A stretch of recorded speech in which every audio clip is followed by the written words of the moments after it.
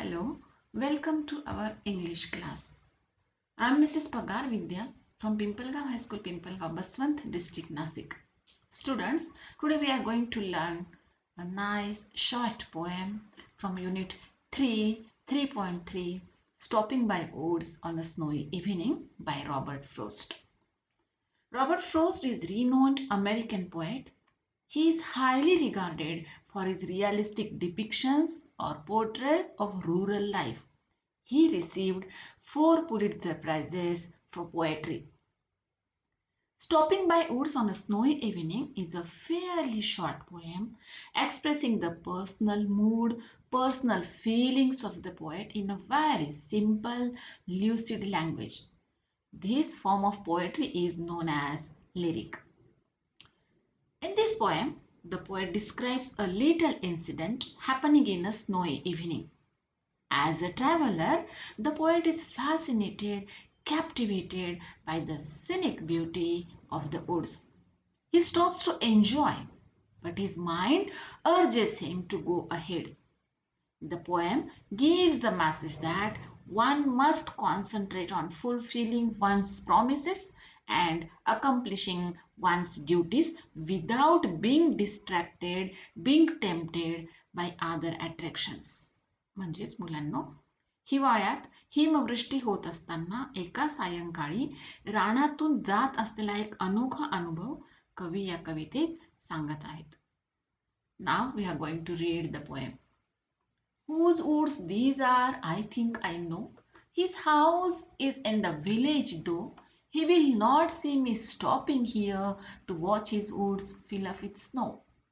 My little horse must think it queer to stop without a farmhouse near.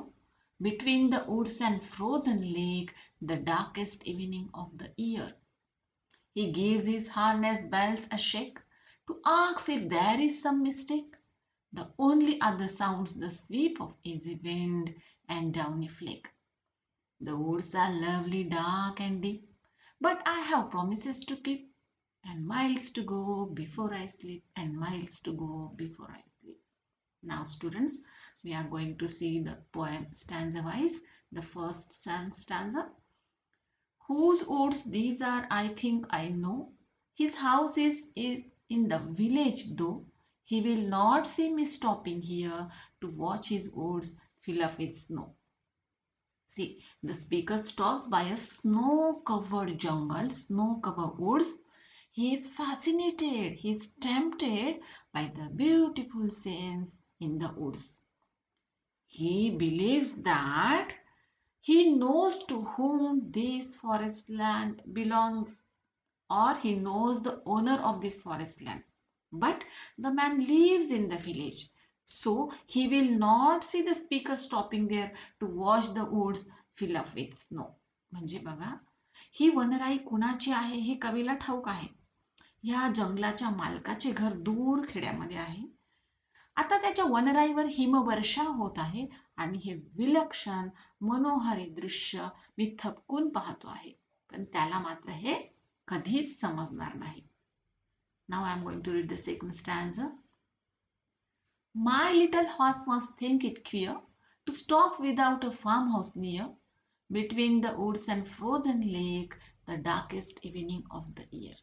See, the speaker is sitting on a horse on the darkest evening of the year. His little horse finds it a bit strange, queer, vichitra.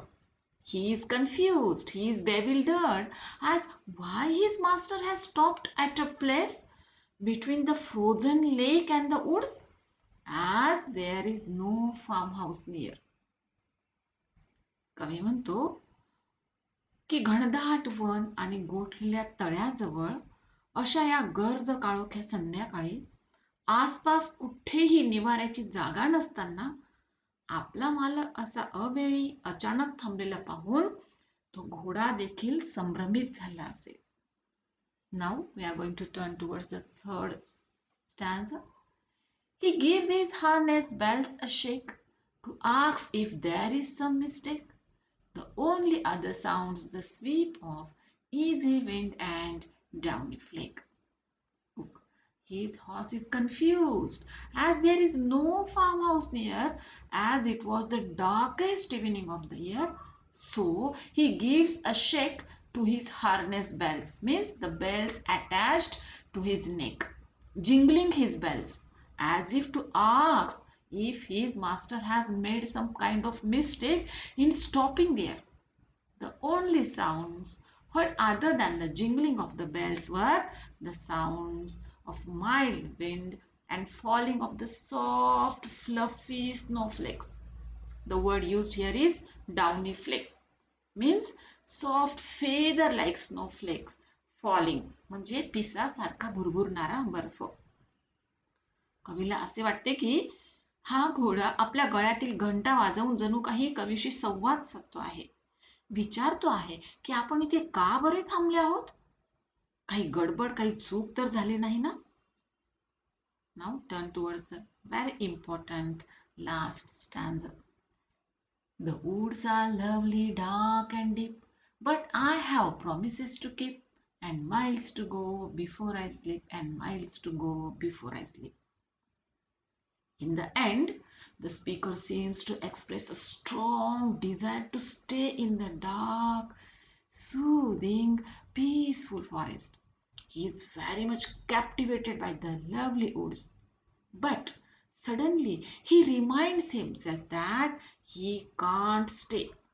He has to move forward as he has some kind of promises that he needs to keep. He must continue to travel a great deal as he has some duties to follow before he goes to sleep.